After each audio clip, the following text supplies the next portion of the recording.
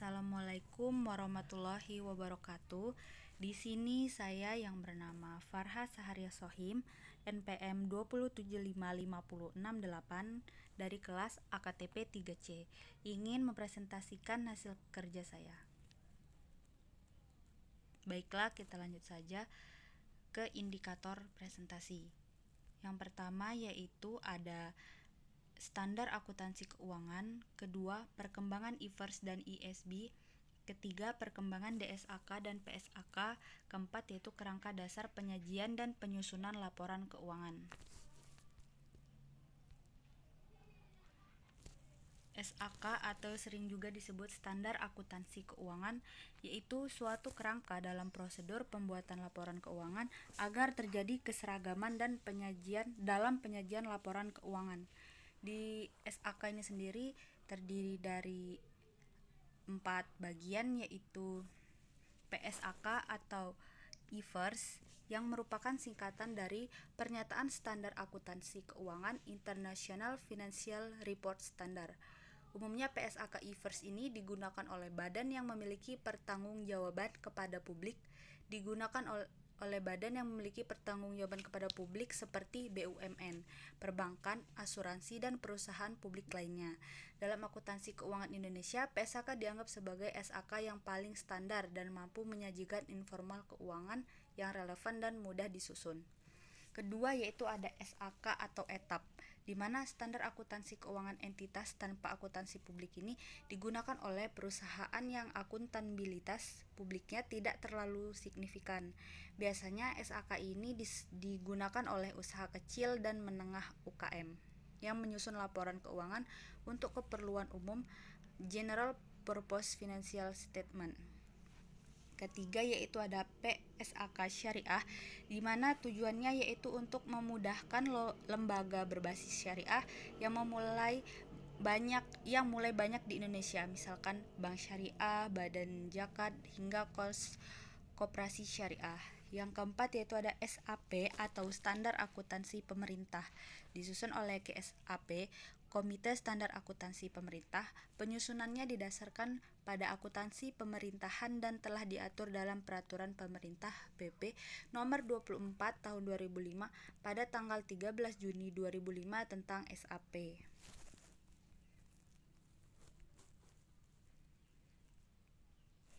Standar akuntansi diperlukan untuk memudahkan penyusunan laporan keuangan, memudahkan auditor, serta memudahkan pembaca laporan keuangan untuk menginterpretasikan dan membandingkan laporan keuangan entitas yang berbeda.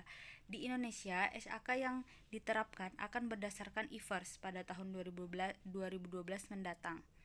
Pada PSAK IFRS, SAK etap ditetapkan oleh Dewan Standar Akuntansi Keuangan Ikatan Akuntan Indonesia.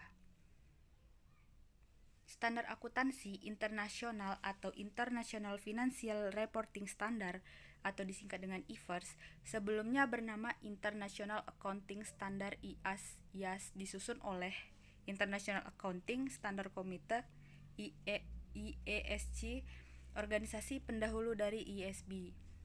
IASC didirikan pada Juni 1973 yang merupakan kesepakatan dari lembaga akuntansi nasional yang mewakili 10 negara, yaitu Australia, Jerman, Jepang, Meksiko, Belanda, Inggris, Irlandia, Kanada, Prancis, dan Amerika Serikat.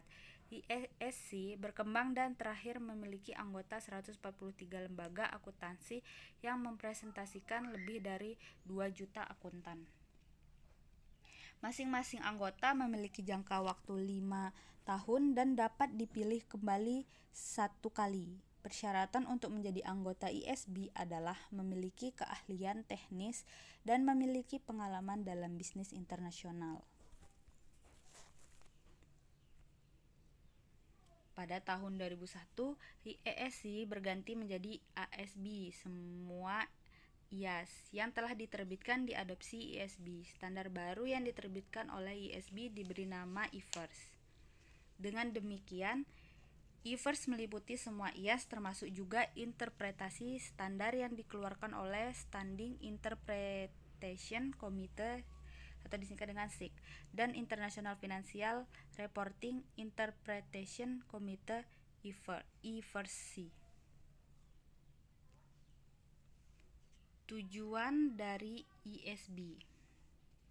Tujuan dari ISB sendiri yaitu untuk mengembangkan satu standar akuntansi yang berkualitas tinggi, yang dapat dipahami dan diterapkan secara internasional, yang diperlukan sebagai persyarat dihasilkannya laporan keuangan dan laporan keuangan lain yang berkualitas, transparan, dan dapat dibandingkan untuk membantu pemakai laporan keuangan dan partisipan dari berbagai pasar modal seluruh Indonesia mengambil keputusan ekonomi, yaitu dengan menggunakan SAK. Untuk mempromosikan penggunaan standar kepada pengguna. Selanjutnya yaitu untuk bekerja sama dengan Dewan Standar Nasional dari berbagai negara untuk melakukan konvergensi dan menjadikan IFRS sebagai standar akuntansi yang berkualitas. Selanjutnya yaitu tujuan dari IFRS. Tujuan dari IFRS yang pertama yaitu transparan.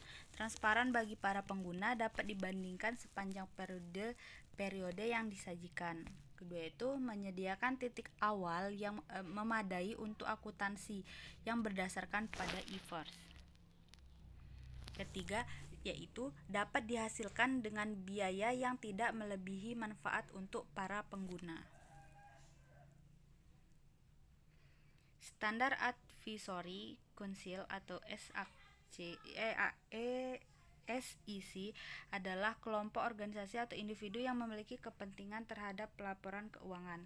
SEC termasuk salah satu lembaga yang berpartisipasi dalam penyusunan standar lembaga. Lembaga ini dibentuk oleh International Accounting Standard Committee Foundation. Indonesia ini menggunakan metode adaptasi. IFRS diterjemahkan dan disesuaikan dengan kondisi yang ada. Namun proses adaptasinya dijelaskan secara transparan dan setiap standar yang dikeluarkan. Standar akuntansi disusun melalui proses yang dilaksanakan secara transparan dan akuntabel. Proses tersebut disebut sebagai due process yang memiliki komponen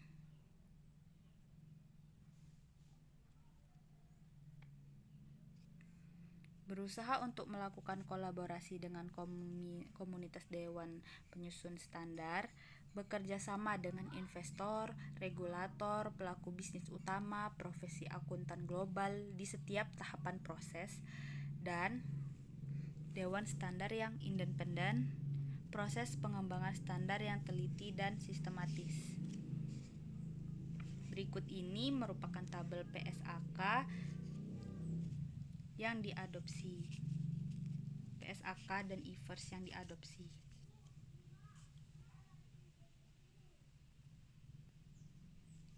Perkembangan DSAK dan PSAK. Selama hampir 9 tahun, PAI tidak mengalami perkembangan, perubahan maupun perubahan dari standar yang dibuat. Padahal rujukan utamanya mengalami perubahan yang pesat. Berdasarkan ketentuan yang ada pada saat itu, pengesahan dan penetapan PAI atau PAI adalah Kongres IAI yang dilaksanakan setiap 4 tahun sekali. Sejak 1984, Komite PAI mengembangkan beberapa standar akuntansi, yaitu PSAK Akuntansi Dana Pensiun, PSAK Akuntansi Perkoperasian, PSAK Akuntansi Asuransi Kerugian, PSAK Akuntansi Minyak dan Gas Bumi, PSAK Akuntansi Sewa Guna Usaha, dan PSAK Perbankan.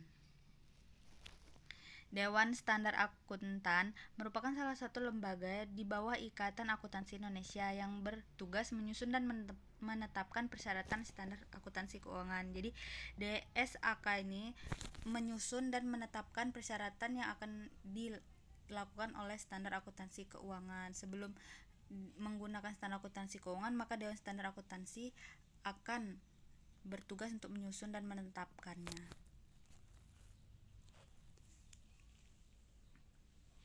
Terdapat 3 tonggak sejarah yang pernah dicapai sebelumnya dalam perkembangan standar akuntansi keuangan di Indonesia.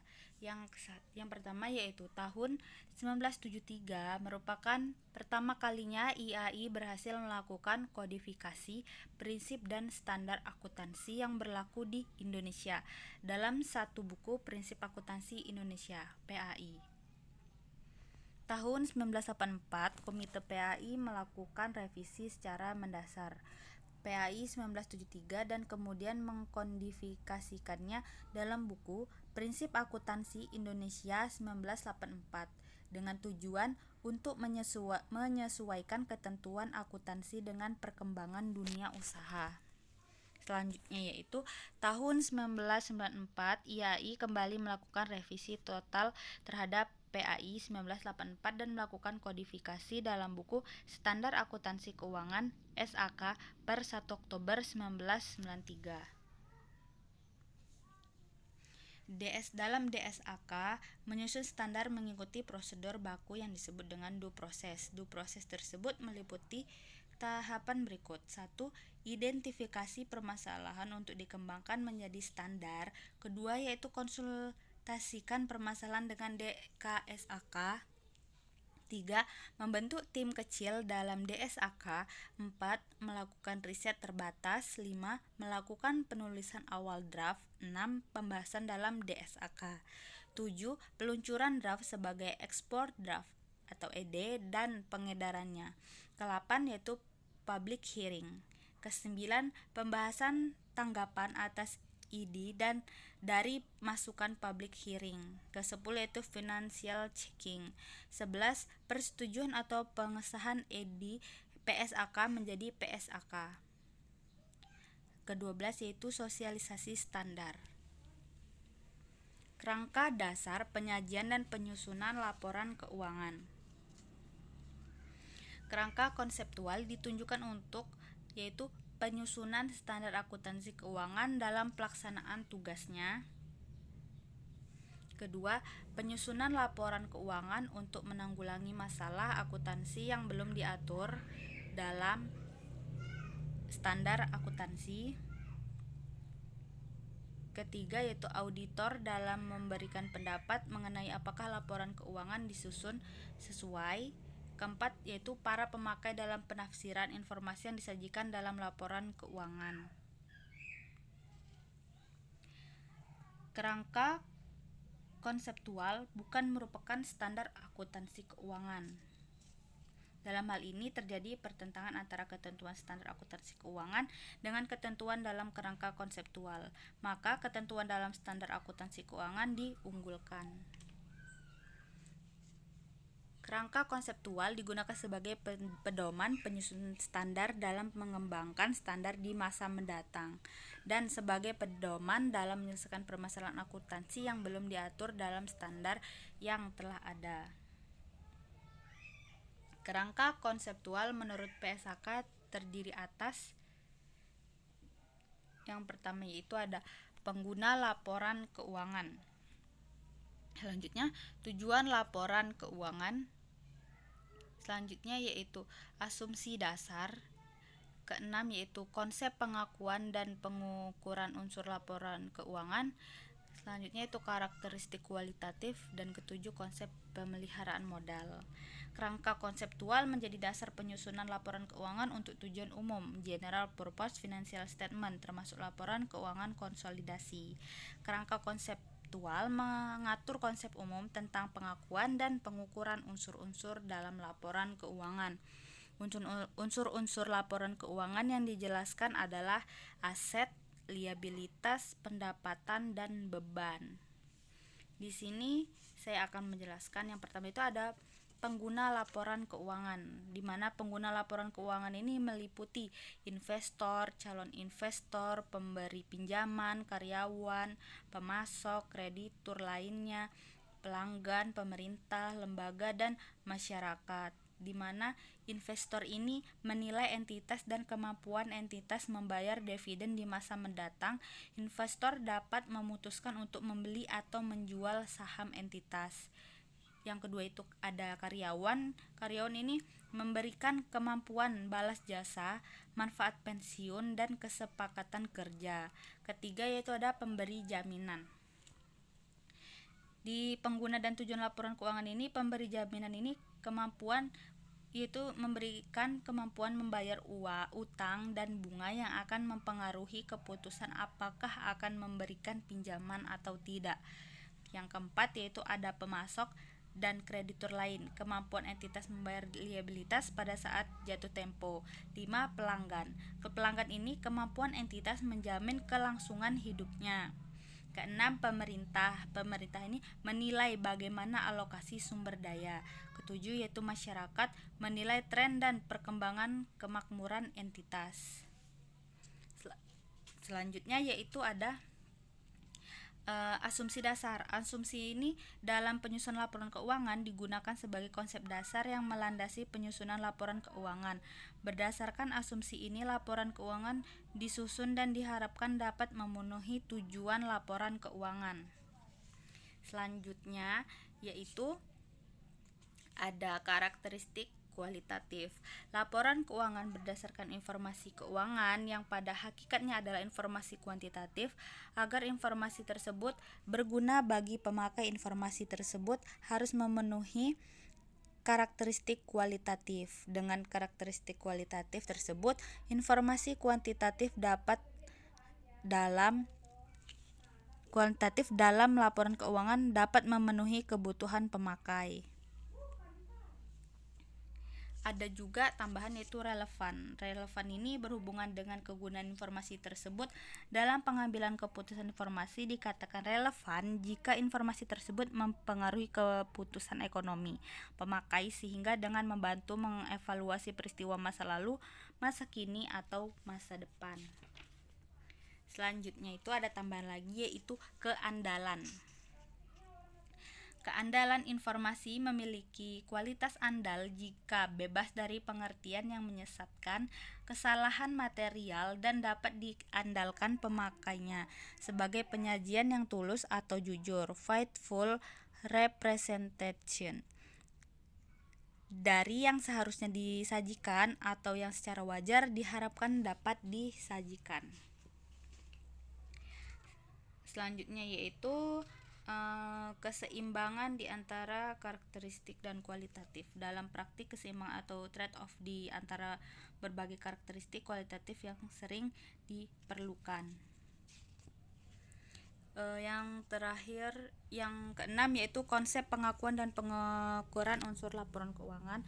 Ini pengakuan atau recognition merupakan proses penentuan apakah suatu pos yang memenuhi definisi unsur dinyatakan neraca atau laporan laba rugi komprehensif.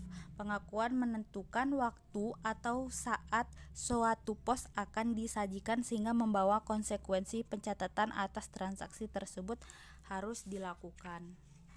Yang terakhir, yang ketujuh itu konsep pemeliharaan modal.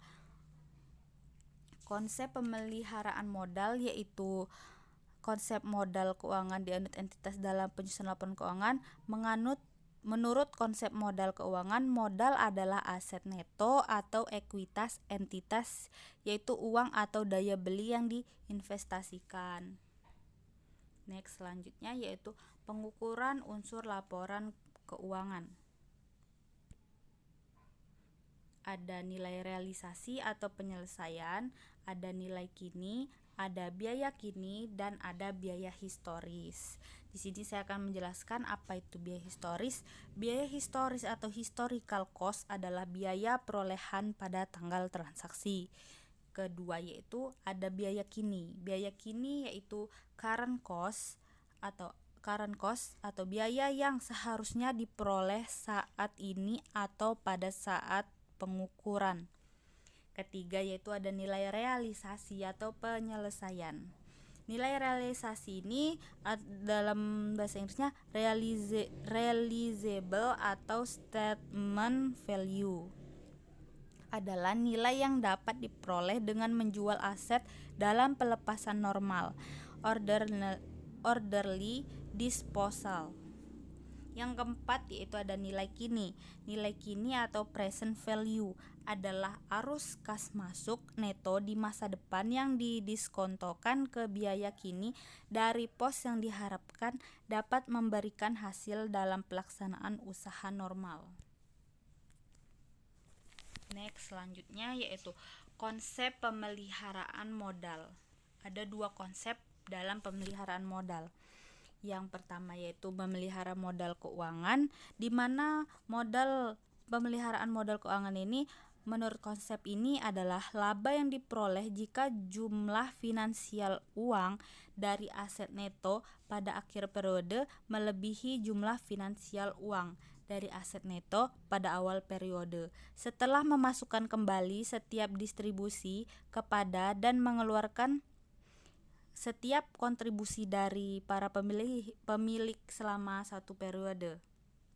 Pemeliharaan modal keuangan dapat diukur baik dalam satuan moneter atau nominal atau dalam satuan daya beli yang konstan.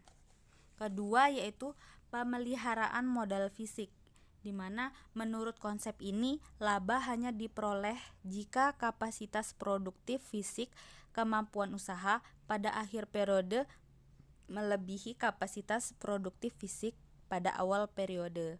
Setelah memasukkan kembali setiap distribusi kepada dan mengeluarkan setiap kontribusi dari para pemilik selama satu periode. Sekian yang dapat saya sampaikan. Jika ada kekurangan, saya mohon ampun. Kepada Allah saya mohon ampun. Saya akhiri. Wassalamualaikum warahmatullahi wabarakatuh.